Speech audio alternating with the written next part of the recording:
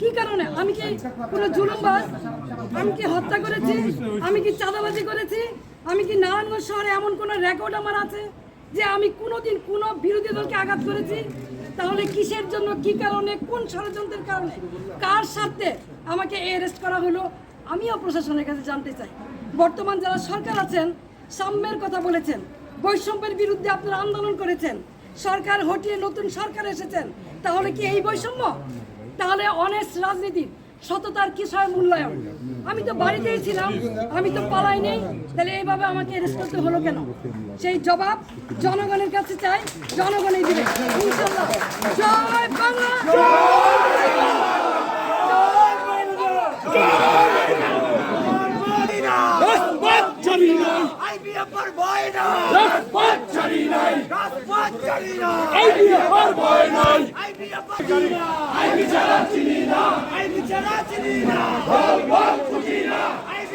কিছু হলে